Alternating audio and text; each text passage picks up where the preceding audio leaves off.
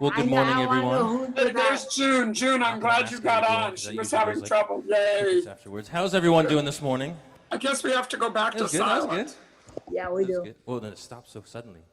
Well, hey, as we continue in this series, we have one more week after this, and we've been trying to get into a rhythm where, we obviously do communion at the first Sunday of the month, and we just want to not just keep sharing and then not processing. And so I thought that as we go we all when we got together and chatted about this series, we thought towards the end it would be good for us to sort of process the series we've been walking through, the series of spiritual disciplines, bridging it to the next series, which is essentially looking back in order to move forward. And it's a series that the executive team is working on right now, essentially celebrating everything that God has done over the history of this congregation since its inception, but also over the last few years and the work that we've got to experience and see. And so as we were discussing this, we thought perhaps it would be good to just look back over the last 6 to 8 years.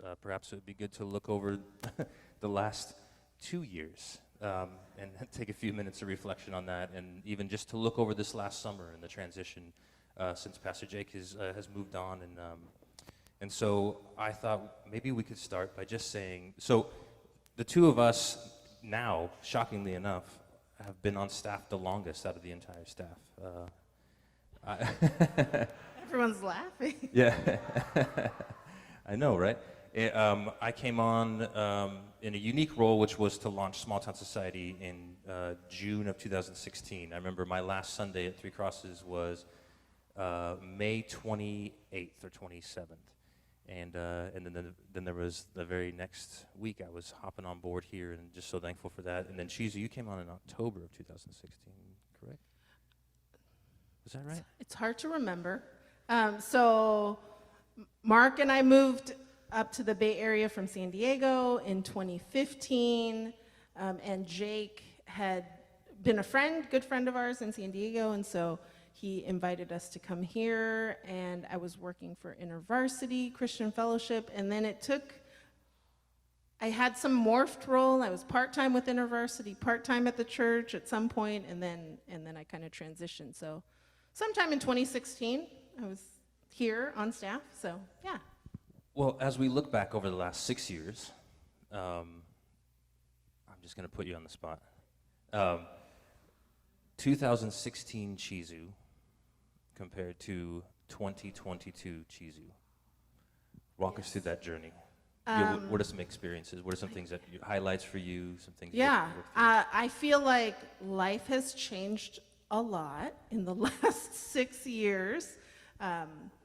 2016 was pre-kids. 2016, I was, at least at the start of the year, working for another ministry. I think if in 2016 you asked me if I would be sitting, 6 years later as a pastor, I would have laughed. That was never really my intention. I actually never thought I wanted to work at a church, ever.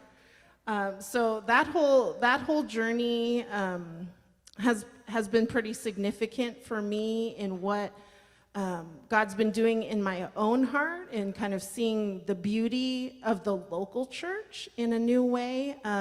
When you work with college students for so long, there's like a finite amount of time you get with them. It's 4 years or 5, sometimes 6. But, it's really fast-paced, and so I think there's been a real transition in my own heart of seeing walking life with people over a longer period of time has been really beautiful, and to see and experience the faith journey for a lifetime and see some of that, the ways that I've been a part of people's life, but also I think how many of you have been a part of each other's lives over years. I think hearing from different people that have kind of said like, oh yeah, our small group has been together for over 20 or 30 years, and the community and the sense of family that's grown in that, I think, is really beautiful. So shaped some pieces of that for me in my time here. And I think my faith has evolved and changed in some ways. I don't know if you ever anticipate what God's going to do. It's sort of not something that we have the capabilities of, but I've really seen some really significant ways. I mean, it feels like also for you, Paul, you were in a real different spot in 2016 compared to now. Yeah, I'd been a worship pastor at Three Crosses down the street from 2008 to 2016.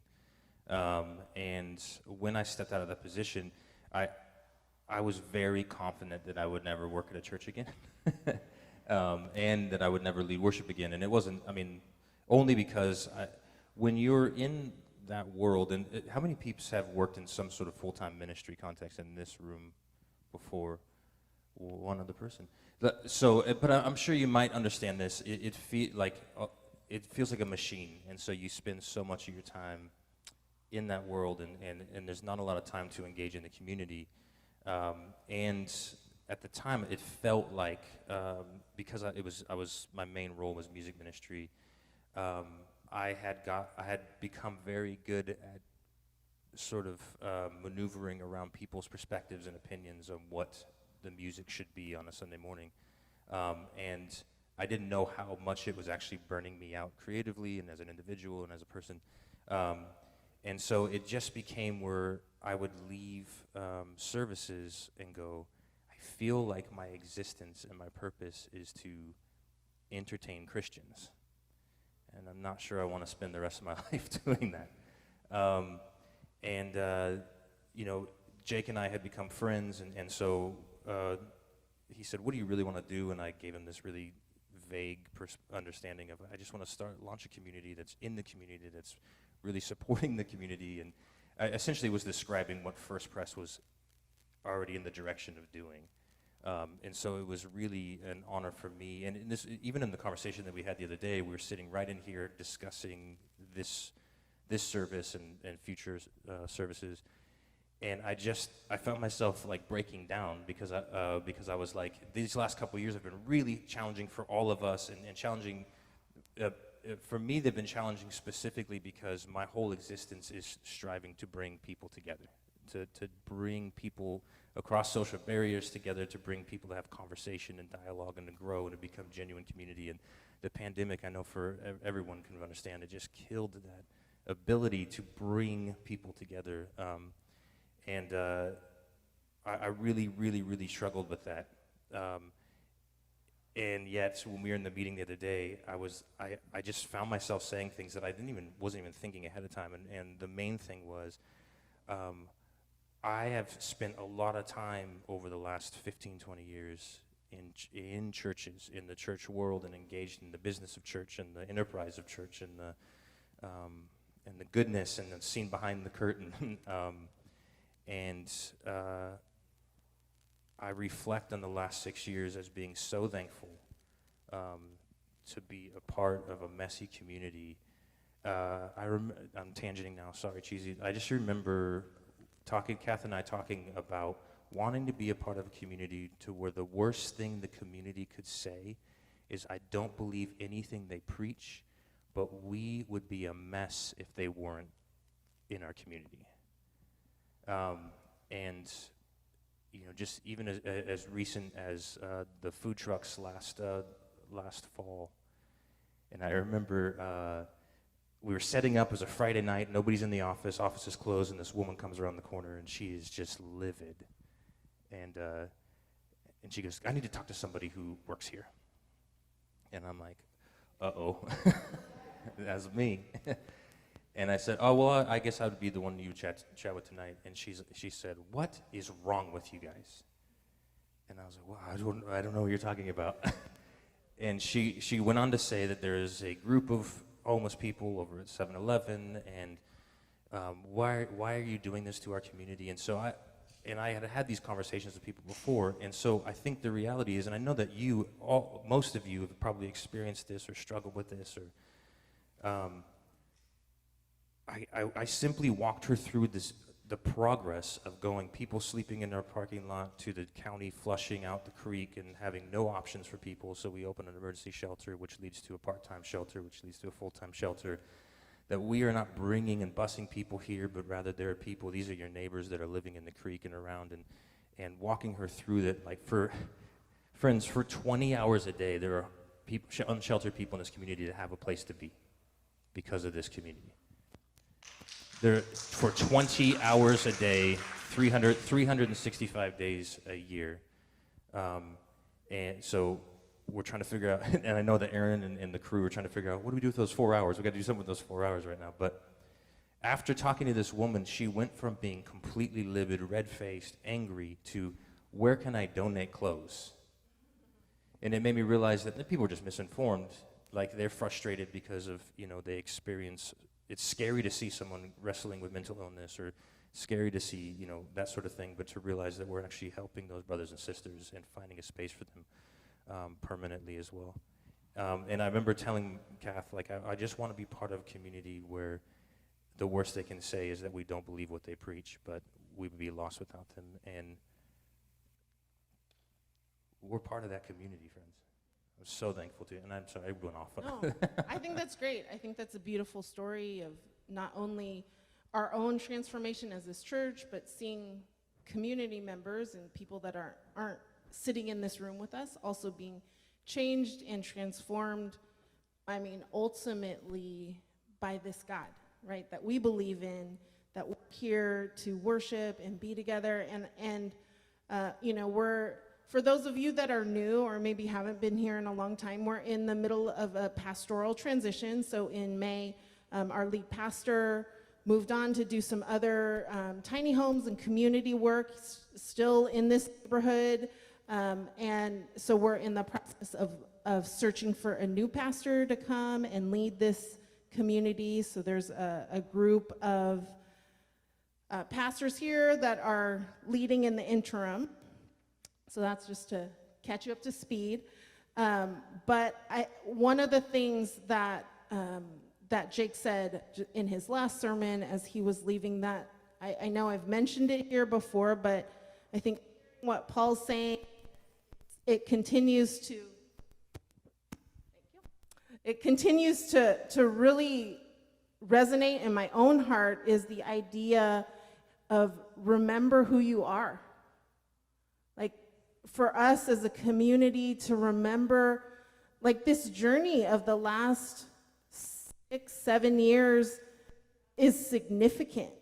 That all of, I know for people that have been at this church for years and years, some of that journey was challenging, moving and growing, and the ways that the church changed. But as I sit here today, I think it's so significant for us to really think about and remember who we are, the values that God has given us. I was, Sierra starting kindergarten, and I had to fill out this little form for the teacher. And one of the questions on the form was, what are, family traditions and values? And as I was thinking about that, so much of who we are as a family is shaped by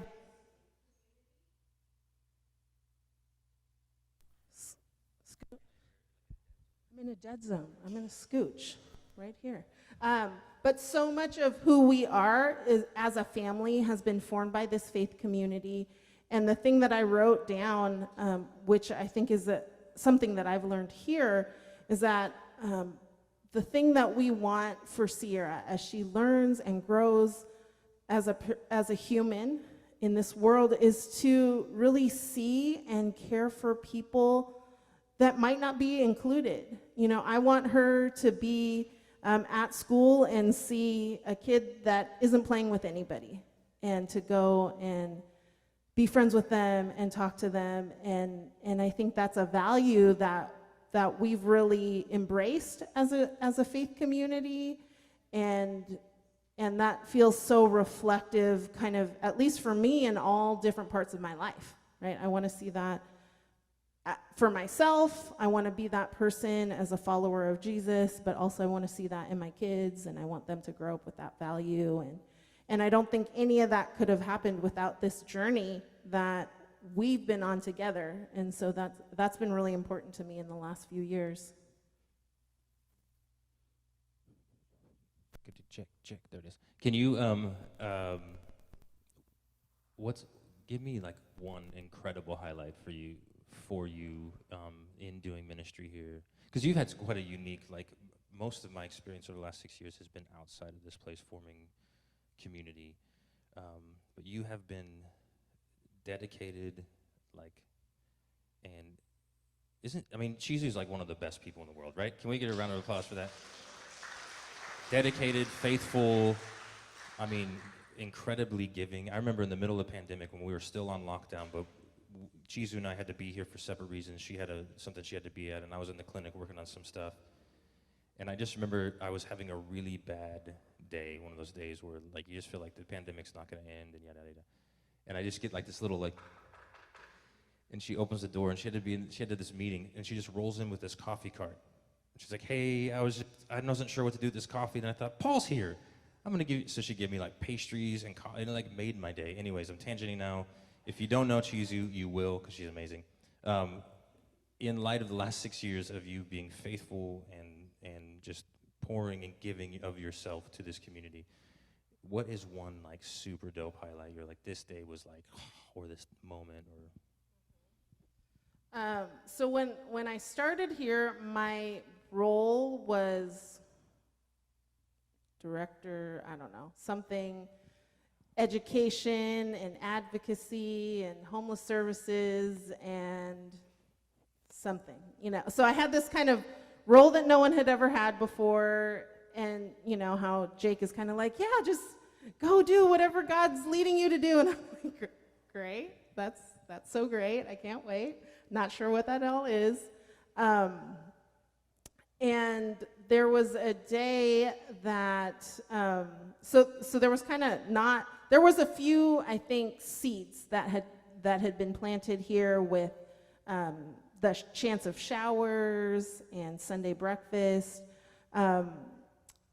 And I think for me, it was really, there was a moment where Jake and I went to this meeting in Nate Miley's, the county supervisor's office, and they were talking to us about, all this funding that they had, that they wanted to give to us to open up a warming shelter.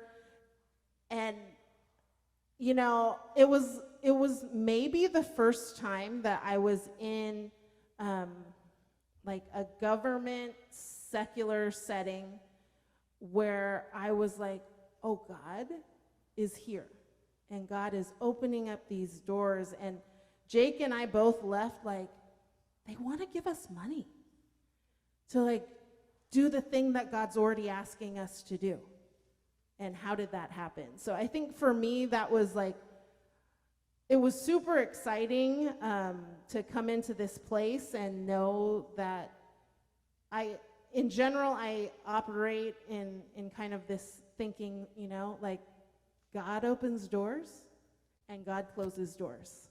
And I don't have to have the whole thing figured out, but if God opens a door, I'm going to step through, and if God closes a door, then I have to go somewhere else, And so I think that meeting really was this moment of oh, God's opening some doors, and I really don't know what I'm doing, but I'll step through that door because, well, it's right here.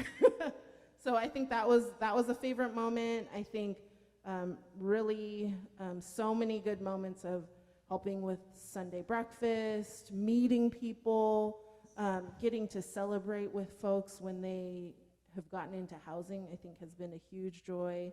If anyone remembers back to February 2020 when we had our celebration and ribbon cutting for the tiny homes, I think that felt like a huge, oh, this is finally happened. It had been that 2 or 3 years of trying to get funding and building and all that stuff. And so that was a pretty awesome day too. I'll try and remember that one forever. Captured on like 4 different news sites. So, yeah. Do you remember one of them? My name on the news was Chi Space Zoo. I still call her Mrs. Zoo from time to time. I remember being in an early board meeting, this is probably like 2017, and they were talking about goals for the year, and I remember Rich Williams just shouts out, end involuntary homelessness. That was one of the goals, like we were throwing out brainstorming, like what should we be running after as a community, as a body, and he just yells it like it was practical and easy to do. And obviously not easy, but I just remember that was a moment where I was like, oh, this is important. This is important work. Another one, randomly enough, being a worship leader for like 15, 20 years now or whatever, like you've got your favorite songs and you have your very least favorite songs that you'll never lead and that bother you for some reason. And I'm gonna break a lot of people's hearts right now, but one of my least favorite songs of all time is Trading My Sorrows. Do y'all know that song? I'm trading my sorrows. And then the bridge is, the lyrics are so deep, they go, yes, Lord, yes, yes, Lord. Those are the lyrics of the bridge. I don't know why. Some people love that song. I just don't love it. But I remember one Sunday being in here, and the band kicks in. Saya was leading at the time. Walter was on stage. It was just a full group of people up on stage. It was like probably 10 people up there. And they kick into that song, and my brain goes, oh, no. And then I'm watching everyone's faces, and there's genuine joy, and I'm reflecting on how dope this community is, reflecting on the work that's just beginning in regards to unsheltered people.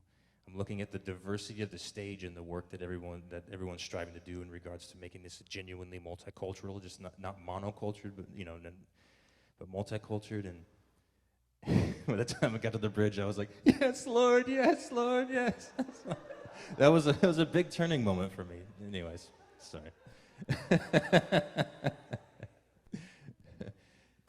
Reflecting on, and this is something, I know we want to spend a few minutes of us doing that on our own personally, of just having a moment to reflect on the last few years. And the last couple of years specifically, it just feels like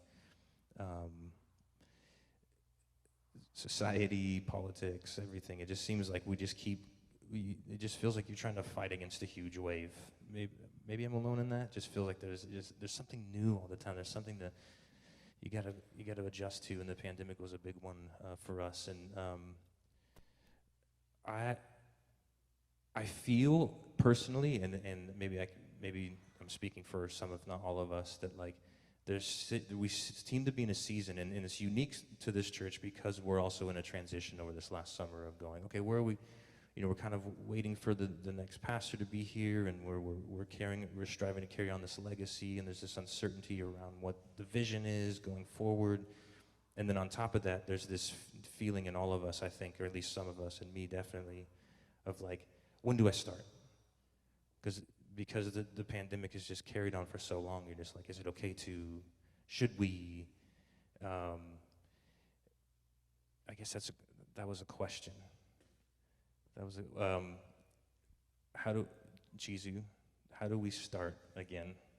Thanks for that question. Yeah, like, I don't know. Is that enough for you to riff off of?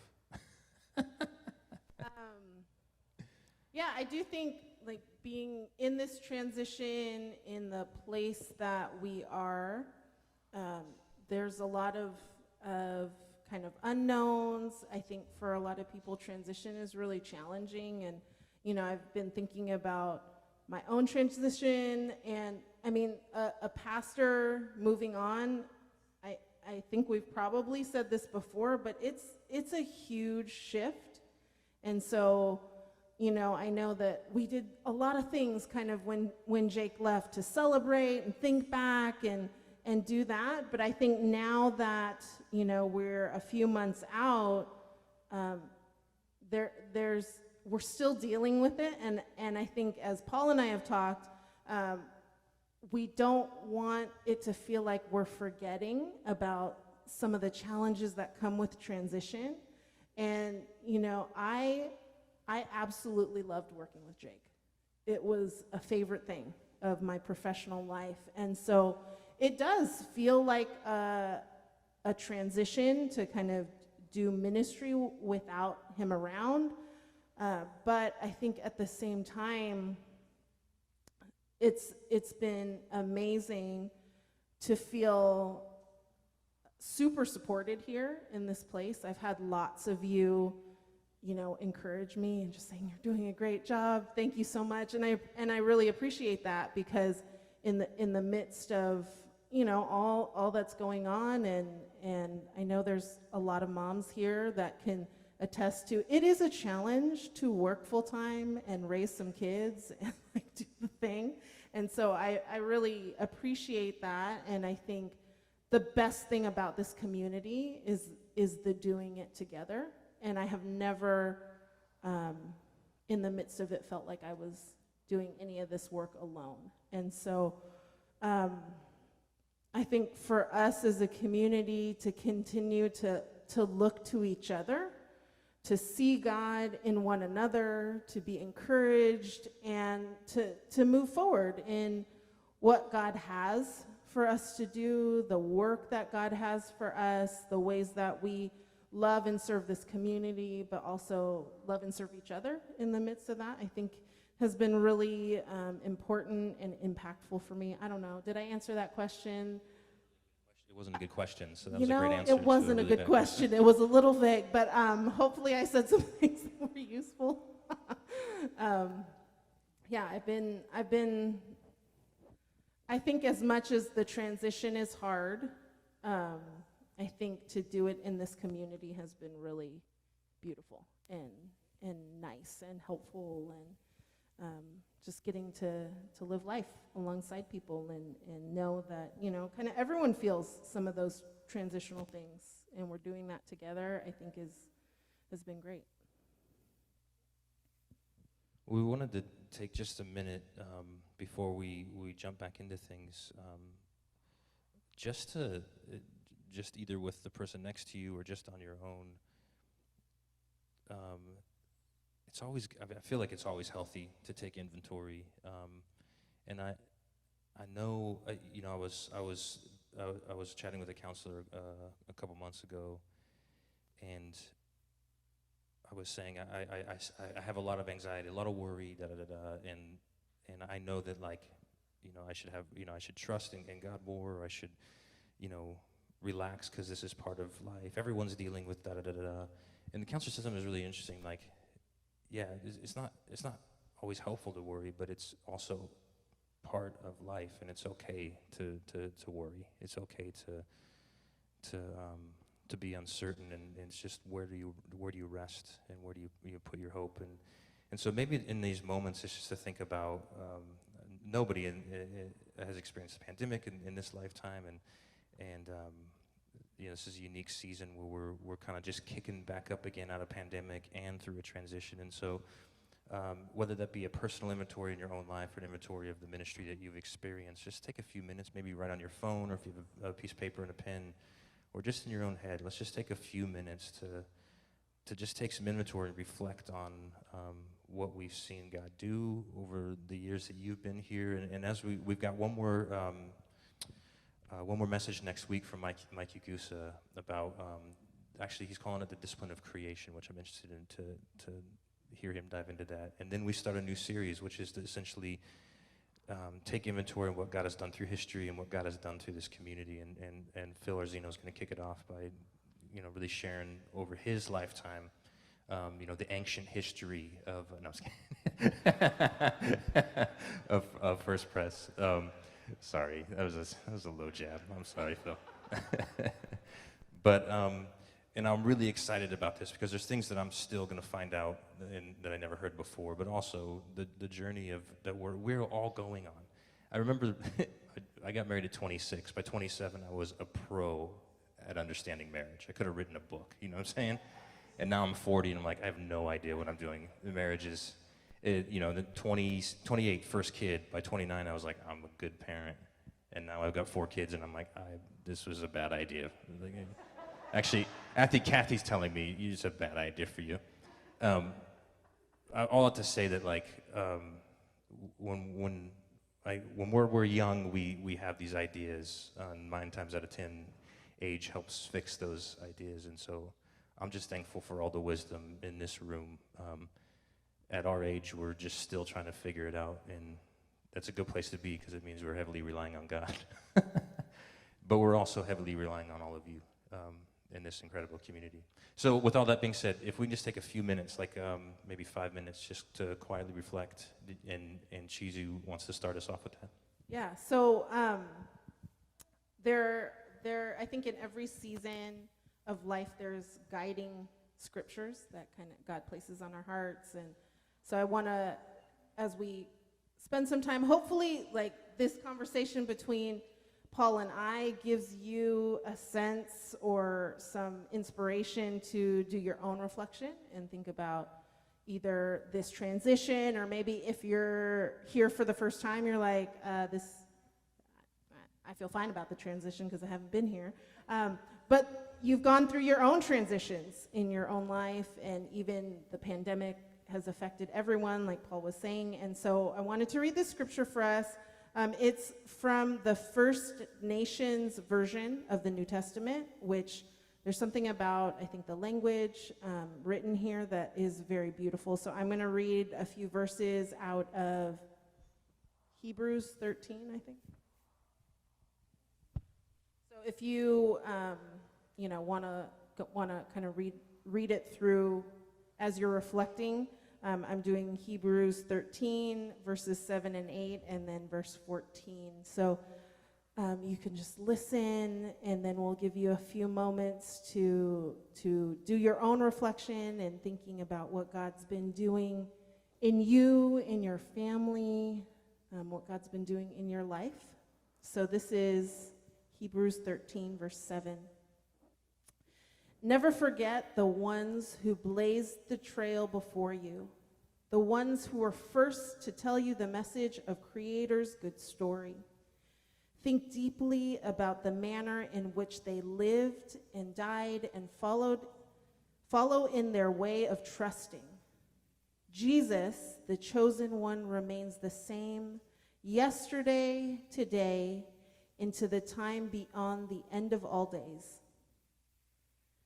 For we are not seeking an earthly village that will fade away. We are seeking together the village that is coming down from the spirit world above, the one that will remain. And I think for me that is true, that